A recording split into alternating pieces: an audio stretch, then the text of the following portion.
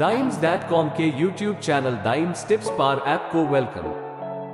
Let's start today's audiobook Rich Dad Poor Dad written by Robert T. Kiyosaki and Sharon Lechter।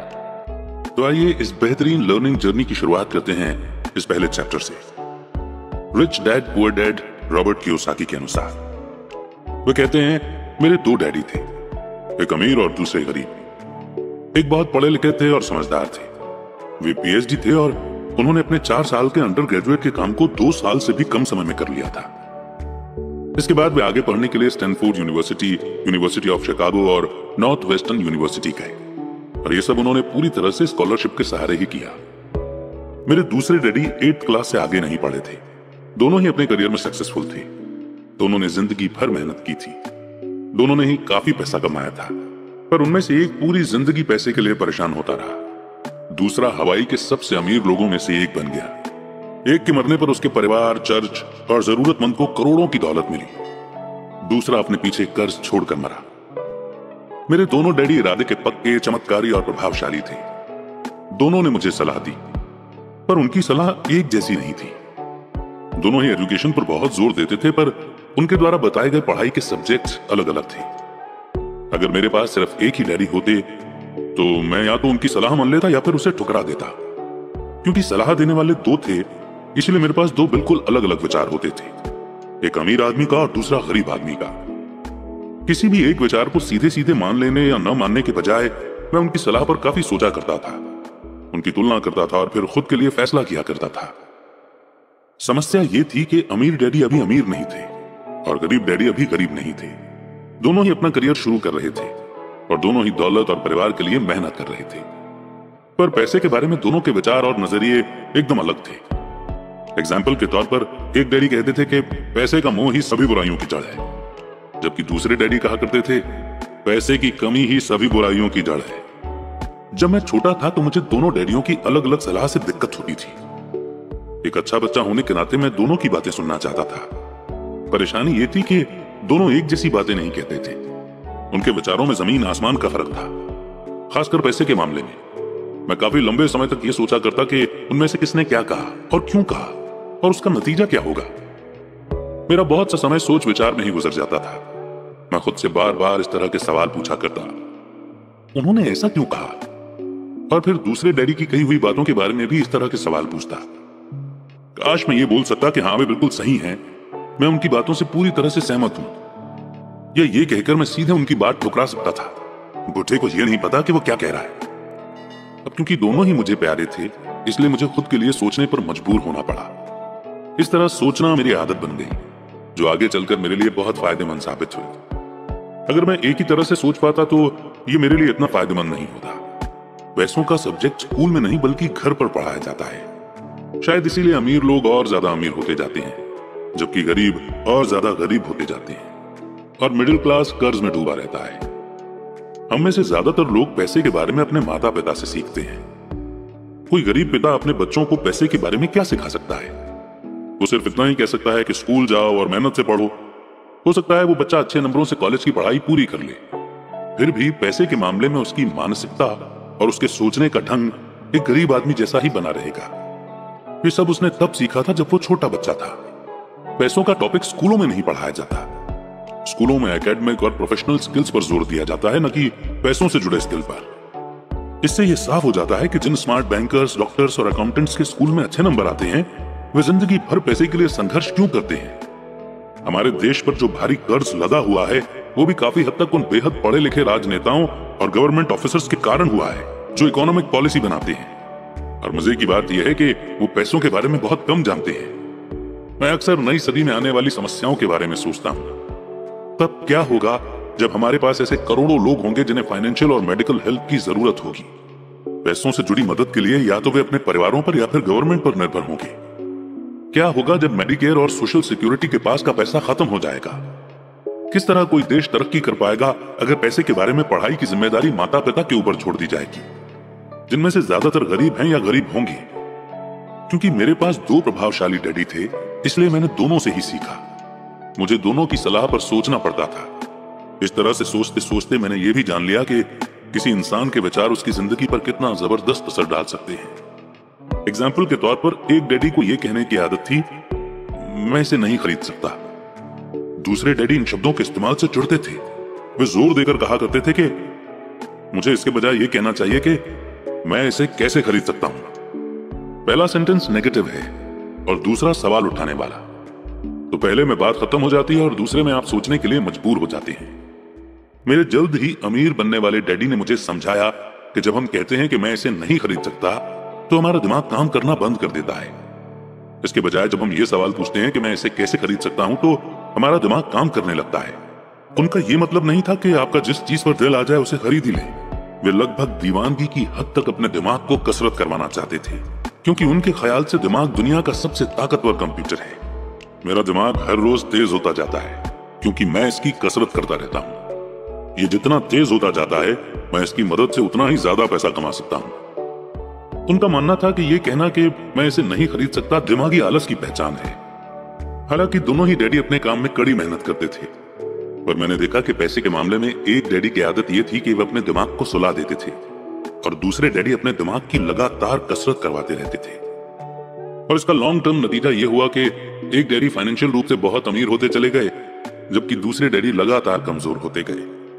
इसे इस तरह से समझें कि एक इंसान हर रोज एक्सरसाइज करने के लिए जिम जाता है, जबकि दूसरा इंसान अपने सोफे पर बैठकर टीवी देखता रहता है। शरीर की सही एक्सरसाइज से आप ज्यादा हेल्दी हो सकते हैं और दिमाग की सही एक्सरसाइज से आप ज्यादा अमीर हो सकते हैं। हालत से सेहत और पैसा दोनों का नुकसान होता है।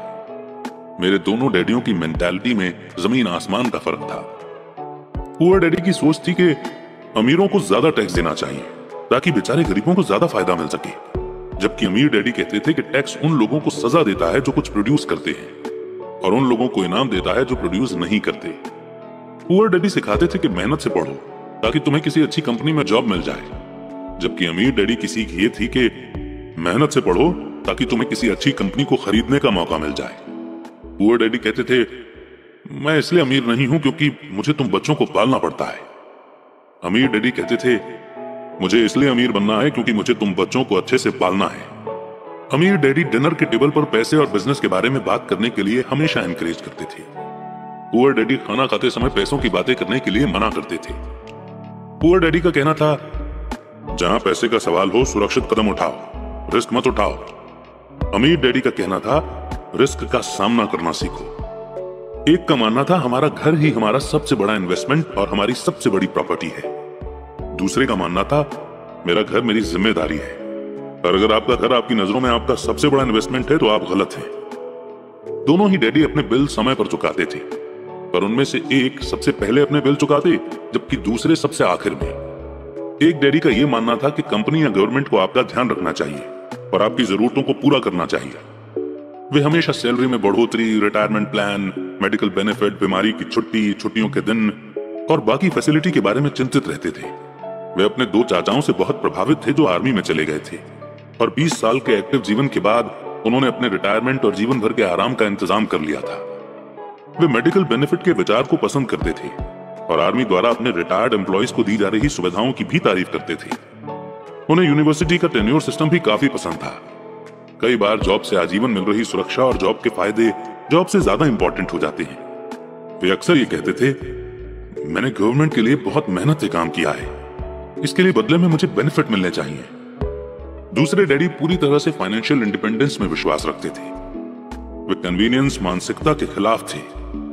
वे ये मानते थे कि इस तरह की मानसिकता लोगों को कमजोर और फाइनेंशियल रूप से जरूरतमंद बनाती है। उनका पक्का विश्वास था कि आदमी को फाइनेंशियल रूप से काबिल होना चाहिए। एक डैडी कुछ डॉलर बचाने के लिए परेशान रहे, दूसरे डैडी एक के बाद एक इन्वेस्टमेंट करते रहे। एक डैडी ने मुझे बताया कि अच्छी जॉब तलाशने के लिए अच्छा सा बायोडाटा कैसे लिखा जाए।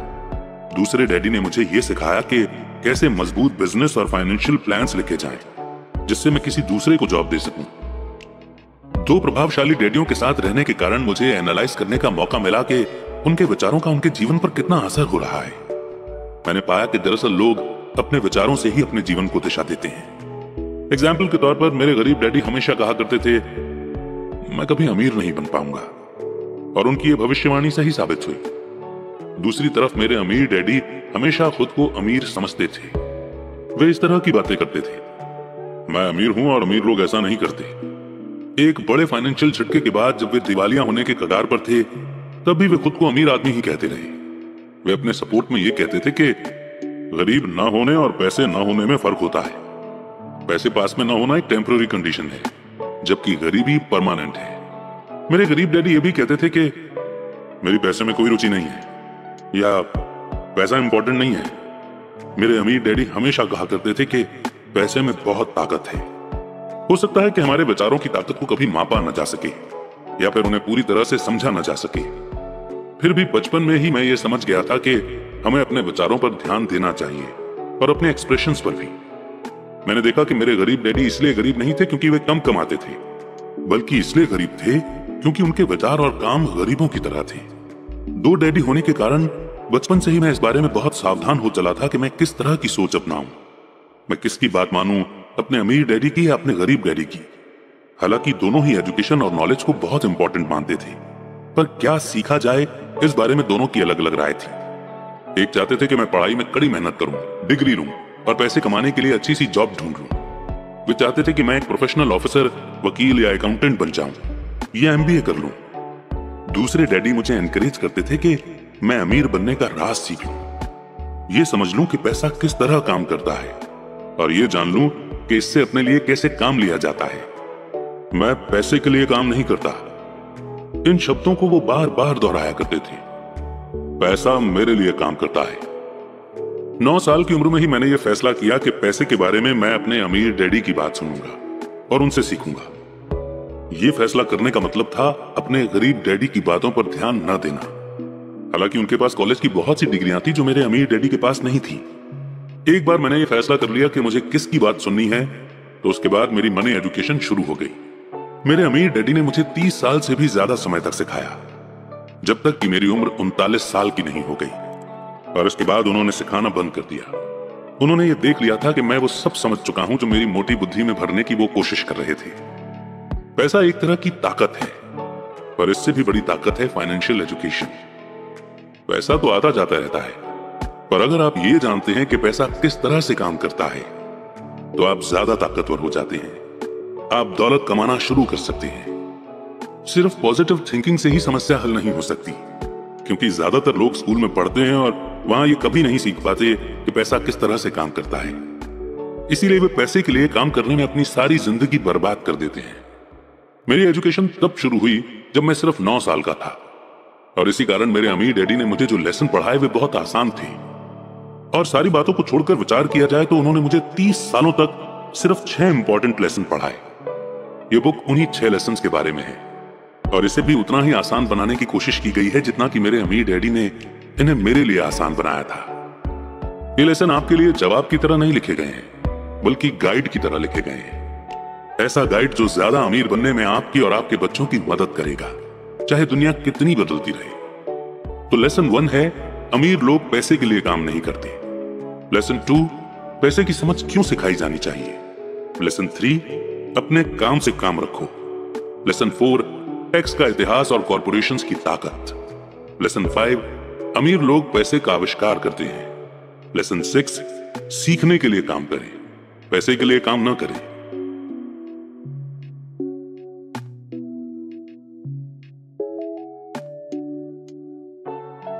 शुरुआत करते हैं चैप्टर 2 की, जिसमें हम सीखेंगे लेसन 1, अमीर लोग पैसे के लिए काम नहीं करते।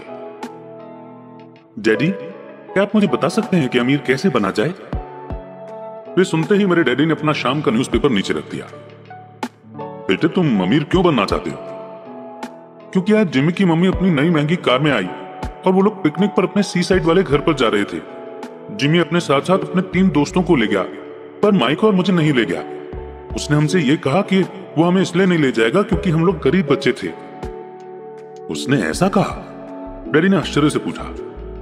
हाँ, बिल्कुल ऐसा ही कहा, मैंने दर्द भरी आवाज में कहा। डैडी ने अपना सिर हिलाया, नाक तक चश्मे को चढ़ाया और फिर न्यूज़पेपर पढ़ने लगे। मैं उनके जवाब का इंतजार करता रहा।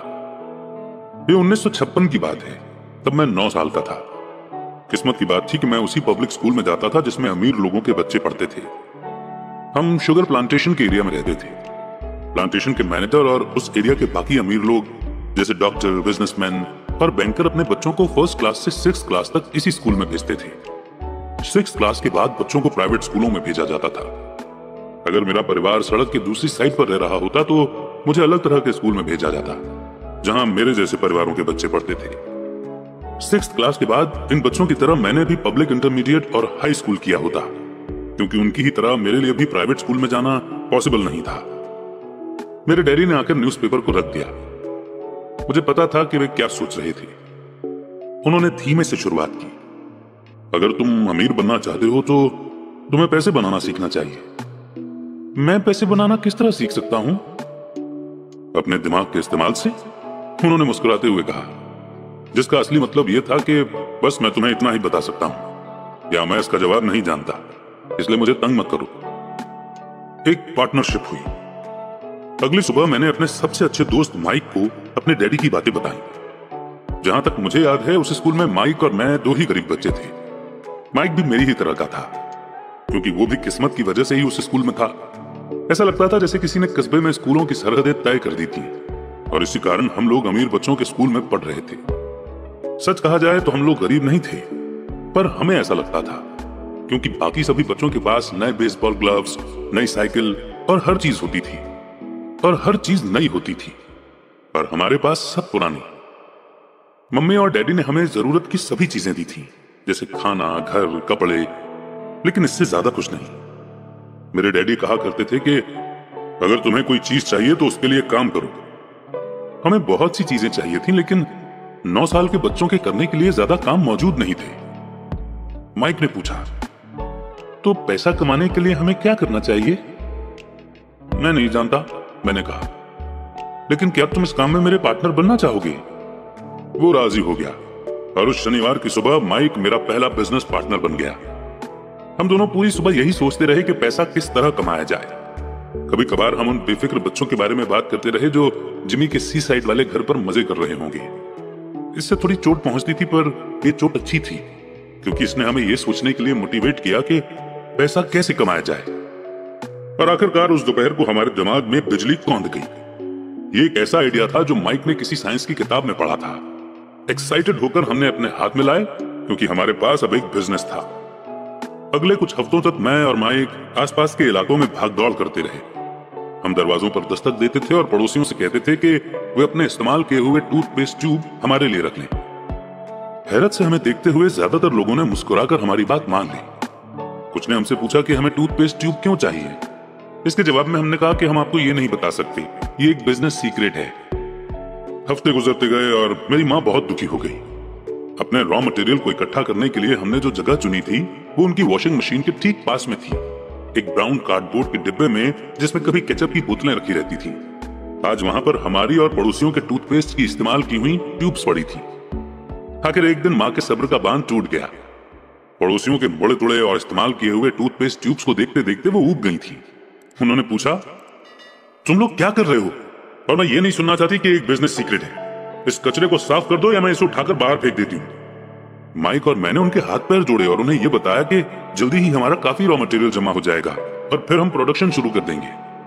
हमने उन्हें बताया कि हम कुछ पड़ोसियों का इंतजार कर रहे थे ताकि वे अपने टूथपेस्ट के ट्यूब खत्म कर लें। माँ ने हमें 1 हफ्ते की मोहलत और दे दी। प्रोडक्शन शुरू होने की तारीख करीब आ गई थी। प्रेशर बढ़ चुका था। हमारे वेयर हाउस के मालिक यानी मेरी माँ ने हमारी पहली पार्टनरशिप कंपनी को जगह खाली करने का नोटिस थमा दिया था। अब माइक का काम यह था कि वो पड़ोसियों को अपने टूथपेस्ट जल्दी खत्म करने के लिए कहे और साथ में यह भी कह दे कि दांत के डॉक्टर्स ने कहा है कि दिन में कई बार ब्रश करना चाहिए। मैं प्रोडक्शन के प्रोसेस को ठीक ठाक करने में जुट गया।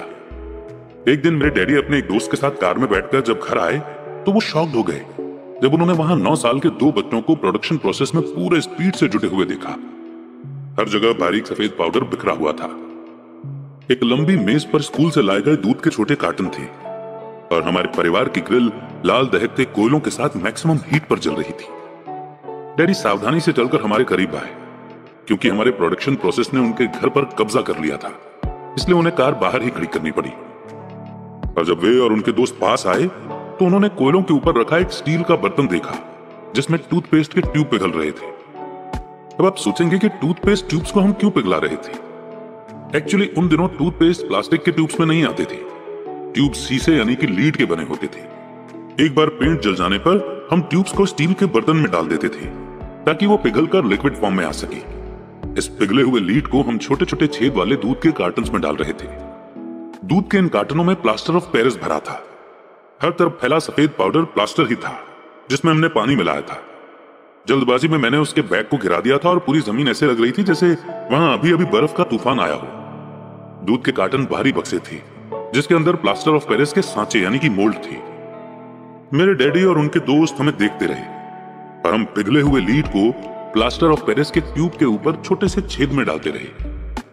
संभल कर, मेरे डैडी ने कहा। मैंने बिना सिर उठाए हामी भर दी। आखिरकार जब शीशे को डालने का काम खत्म हो गया तो मैंने स्टील के बर्तन को नीचे रख दिया और फिर अपने डैडी की तरफ देखकर मुस्कुराया। उन्होंने हल्की सी मुस्कान के साथ पूछा, तुम लोग क्या कर रहे हो? हम वही कर रहे हैं जो आपने बताया था, हम अमीर बनने जा रहे हैं। हाँ, माइक ने सिर को हिलाते हुए और मुस्कुराते हुए कहा। हम दोनों पार्टनर हैं। डैडी ने पूछा, और इन प्लास्टर के सांचों में क्या है? देखिए, इसमें एक बहुत अच्छी चीज है।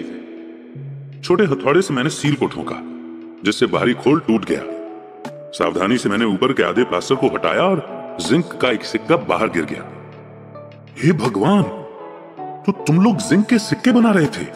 मेरे डैडी ने कहा। बिल्कुल सही, माइक ने कहा। हम वही कर रहे थे जैसा आपने हमसे कहा था। हम पैसा बना रहे थे। मेरे डैडी के दोस्त जोर से हंसने लगे। मेरे डैडी भी मुस्कुराए और उन्होंने अपना सिर हिलाया। उनके सामने आग और टूथपेस्ट की ट्यूब्स के बक्से के साथ सफेद धूल में लिपटे हुए दो बच्चे खड़े थे जो इस कान से उस कान तक खुलकर मुस्कुरा रहे थे। उन्होंने हमसे कहा कि हम सब कुछ छोड़कर उनके साथ चलें और घर के सामने वाली सीढ़ी पर बैठे। मुस्कुराते हुए उन्होंने हमें जालसाजी यानी कि फेक या फ्रॉजरी शब्द का मतलब समझाया।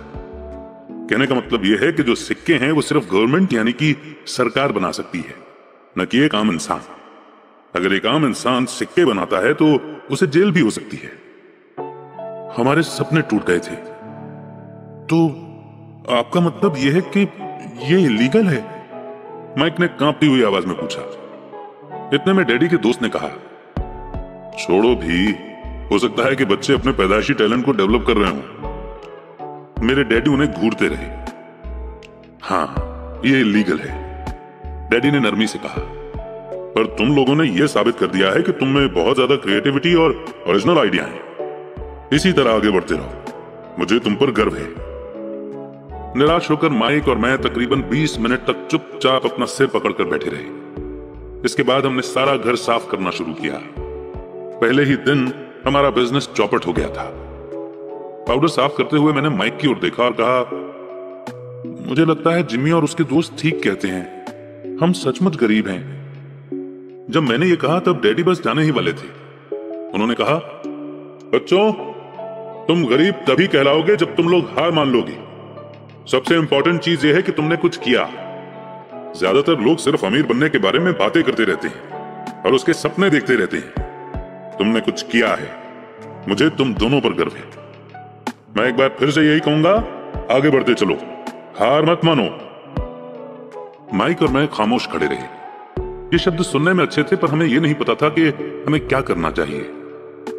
तो ऐसा क्यों है डैडी कि आप अमीर नहीं हैं? मैंने पूछा। क्योंकि मैंने एक स्कूल टीचर बनने का फैसला किया था।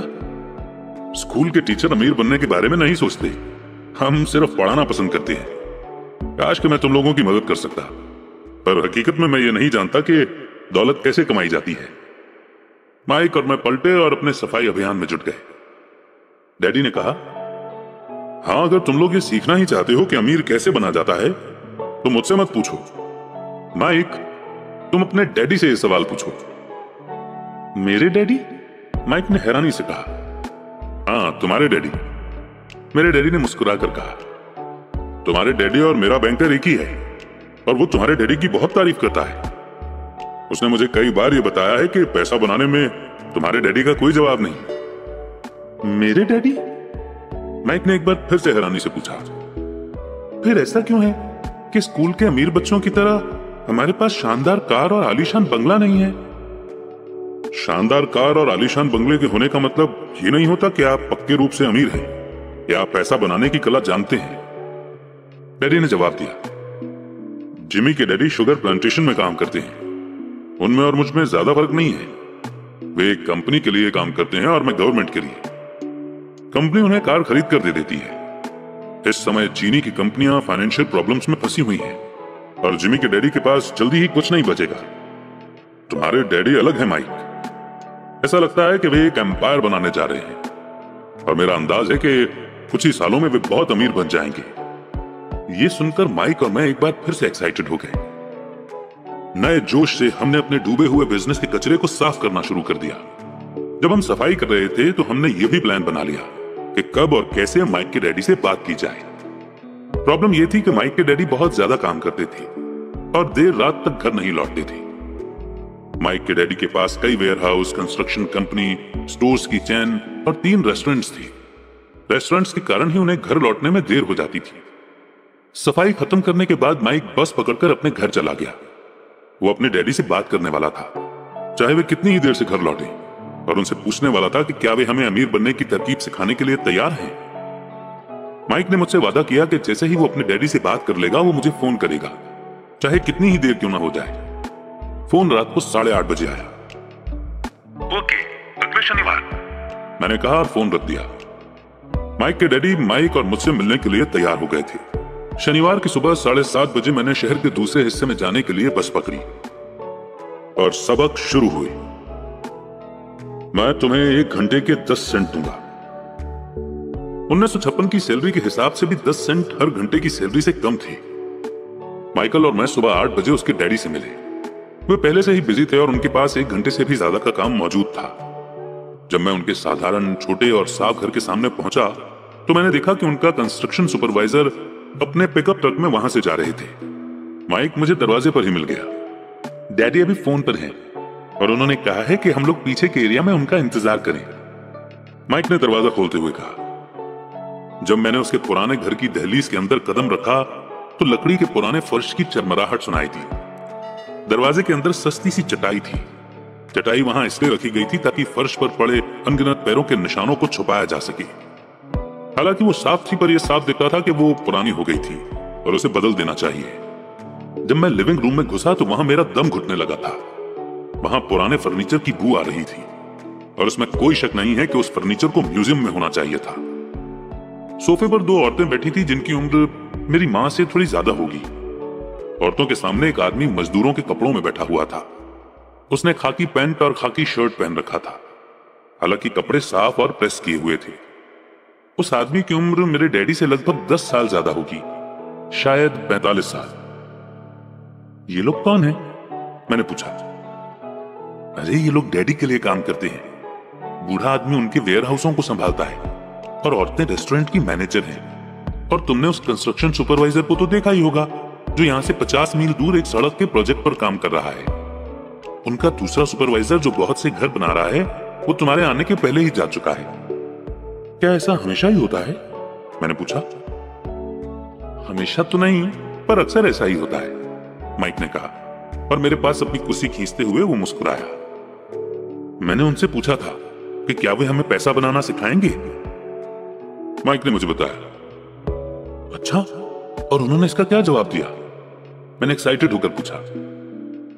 पहले तो उनके चेहरे पर हंसी आई, फिर कुछ सोचकर उन्होंने कहा कि वे हमारे सामने कॉफर रखेंगे। अच्छा, मैंने कहा और अपनी कुर्सी की पीठ दीवार से टिका ली। मैं वहां कुर्सी के पिछले 2 पैरों के सहारे टिका बैठा रहा। माइक ने भी ऐसा ही किया।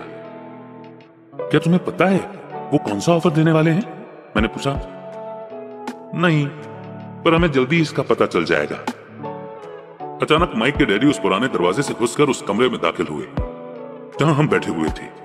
माइक और मैं अपने पैरों पर कूद गए, आदर के कारण नहीं बल्कि इसलिए कि हम चौंक गए थे।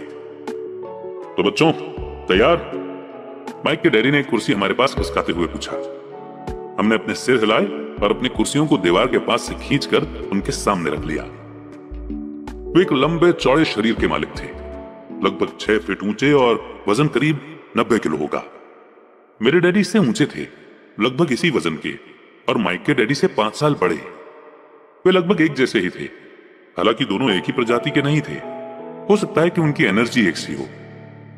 माइक का कहना है कि तुम पैसा कमाना सीखना चाहते हो। क्या ये सही है रॉबर्ट? मैंने तुरंत सहमति में अपना सिर हिलाया। हालांकि मुझे थोड़ा सा डर भी लग रहा था। उनके शब्दों और मुस्कुराहट के पीछे बहुत ताकत थी। अच्छा, ये रहा मेरा ऑफर। मैं तुम्हें सिखाऊंगा, लेकिन मैं ऐसा क्लासरूम के स्टाइल में नहीं करूंगा। अगर तुम मेरे लिए काम करोगे तो उसके बदले में तुम्हें सिखाऊंगा, और तुम मेरे लिए काम नहीं करोगे तो मैं तुम्हें नहीं सिखाऊंगा। अगर तुम काम करते हो तो मैं तुम्हें ज्यादा तेजी से सिखा सकता हूं, और अगर तुम सिर्फ बैठकर मेरी बातें सुनते हो जैसा कि तुम लोग स्कूल में करते हो, तो इससे मेरा समय बर्बाद होगा। ये मेरा ऑफर है, इसे या तो मान लो या फिर वापस लौट जाओ। क्या मैं पहले आपसे एक सवाल कर सकता हूं? मैंने पूछा। नहीं, इसे या तो मान लो या फिर वापस लौट जाओ। मेरे पास बर्बाद करने के लिए फालतू समय नहीं है। अभी ढेर सारा काम पड़ा हुआ है। अगर तुम में तुरंत फैसला करने की क्षमता नहीं है तो तुम कभी पैसे कमाना नहीं सीख पाओगे। मौके आते हैं और चले जाते हैं, इसीलिए तुरंत फैसला लेने की एबिलिटी एक इंपॉर्टेंट स्किल है। तुमने जैसा चाहा था वैसा एक मौका तुम्हारे सामने मौजूद है। अगले 10 सेकंड में या तो पढ़ाई शुरू हो जाएगी या फिर ये हमेशा के लिए खत्म हो जाएगी। माइक के डैडी ने चिढ़ाने वाली मुस्कुराहट के साथ कहा। मंजूर, मैंने कहा। मंजूर, माइक ने कहा। बहुत बढ़िया। 10 मिनट में मिसेस मार्टिन आ जाएंगी। उनसे बातें करने के बाद मैं तुम्हें उनके साथ भेज दूंगा और तुम लोगों का काम शुरू हो जाएगा। मैं तुम्हें हर घंटे के 10 सेंट दूंगा और तुम हर शनिवार 3 घंटे काम करोगे। पर आज तो मेरा सॉफ्टबॉल का मैच है, मैंने कहा। माइक के डैडी ने अपनी आवाज को धीमा पर कड़क करके कहा, या तो मान लो या फिर वापस लौट जाओ। मान लिया, मैंने जवाब दिया। सॉफ्टबॉल खेलने के बजाय काम करने और सीखने का ऑप्शन चुनने में ही समझदारी थी। शनिवार की खुशनुमा सुबह 9 बजे माइक और मैं मिसेस मार्टिन के साथ काम कर रहे थे।